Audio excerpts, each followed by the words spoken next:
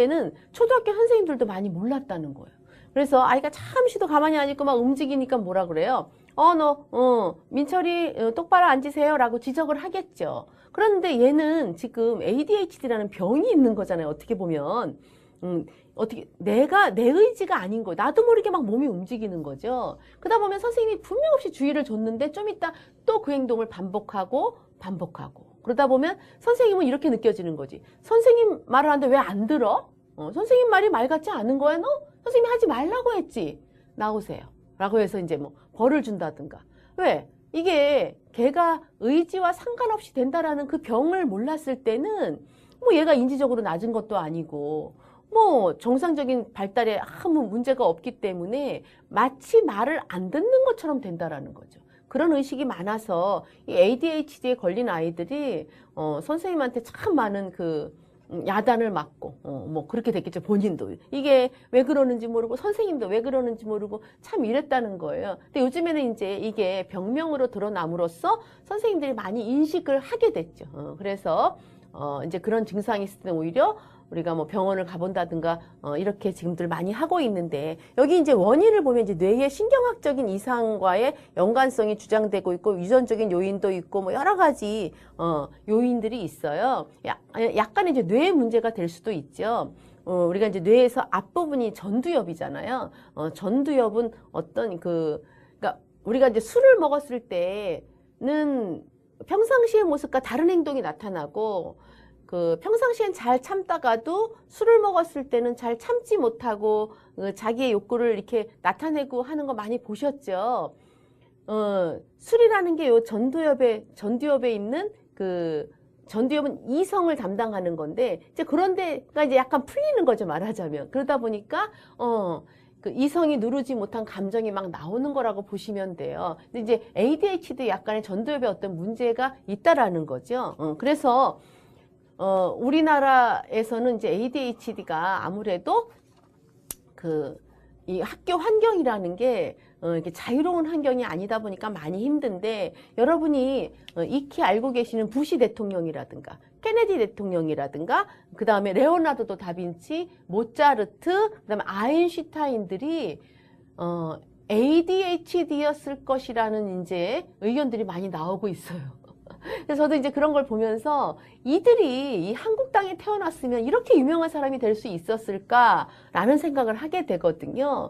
이제 ADHD 아이들이 이렇게 창의적이고, 막 이제 뭐라 그럴까, 활동이 많아서 그렇지 여러 가지 인지적으로 떨어지는 면은 없다라는 거예요. 그래서 부시 대통령도 ADHD 치료를 좀 받은 적이 있다라는 뭐 저서가 있대요. 그래서 그런데도 이제 불구하고 대통령이 됐더라고요. 그래서 예전에 어떤 영상을 보니까 부시 대통령이 연설을 하는데 이 손을 잠시도 가만히 안 있더라고요. 그것만 탁탁탁 찍어가지고 뭐 그랬을 것이다라고 하는데 이제 이렇게 유명해진 분들은 ADHD임에도 불구하고 잘 활성화시켰다고 보시면 되겠죠. 그래서 아주 이렇게 초등학교 1, 2학년 때는 이렇게 부산스러운 걸로 많이 나와요. 그러니까 잠시도 가만히 못 있고 행동에 과잉 행동을 하게 되는 거죠.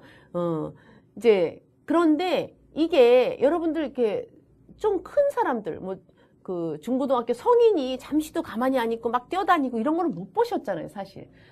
그런데 과잉 행동적인 면들이 이 ADHD 증상들이 이제 초등학교 한 6학년 정도 가면 점점 뇌는 발달하기 때문에 이 증상들이 멍 때리는 증상으로 많이 나타난다라는 거죠. 그리고 선생님 말을 듣고 있지만 딴 생각을 하게 되고, 잡생각이 많고, 그래서 우리가 꼭 이렇게 막 행동만 부산한 것만 ADHD가 아니고 중고등학교 들어갔을 때 자꾸 수업 시간에 졸고 있는 아이. 그 다음에 수업을 했는데도, 무슨 소리인지 하나 기억을 못하는 아이라든가, 이렇게 멍하니 자꾸 공상을 많이 하고, 이런 것들도 일종의 ADHD의 증상이라고 보시면 돼요.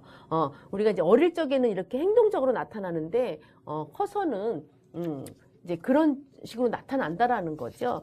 그래서 ADHD는 주의력 결핍과 과잉 행동 장애라 그랬잖아요. 주의력 결핍. 그러니까 내가 뭔가 집중해야 되는데 집중력이 살짝 결핍된 거죠. 그러다 보니까 이 자기 감정 조절이 안 된다는 거예요. 그래서 친구 간의 문제에 있어서도, 친구한테, 친구가 싫어서가 아니고, 불쑥 뭐라고 나면, 돼지야! 이렇게 나온다는 거지. 그 다음에, 야, 비켜! 저리 꺼져! 이렇게. 아이한테 그냥, 나도 모르게 순간적으로 이렇게, 심한 말을 하게 되고, 그러다 보니까 친구들이 그 아이를 별로 좋아하지 않겠죠. 그러다 보니까 이제 친구들과의 어떤 문제가 생길 수도 있고, 이제 충동을 조절하는데 문제가 생기다 보니까, 이제 사춘기에 접어들게 되면, 왜 사춘기에 접어들면 아이들이 뭐 이런 요구, 남자아이들 같은 경우 이런 거 많을 것 같아요. 야, 우리 담배 필까? 뭐라든가. 야, 우리 술도 한번 먹어보자. 뭐 이런 행동들을 많이 하겠죠. 이제 금지된 행동들을 하고 싶은 욕구가 생길 때잖아요. 근데 이때도 충동을 제어하지 못하니까 쉽게 그런 어떤 비행에 빠질 확률이 크겠죠. 그리고 그 다음에 무슨 일이 일어날지에 대한 판단이나 예측이 좀 떨어지다 보니까 너 우리 담배 필 동안 너 누구 선생님 오는지 망봐. 이랬을 때 순간적으로 알았어.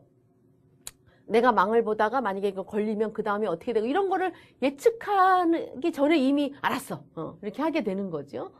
그러다 보니까 여러 가지 하지 말아야 될 행동들을 또 많이 하는 경우도 있을 수 있다라는 거죠. 그래서 이 ADHD 증상은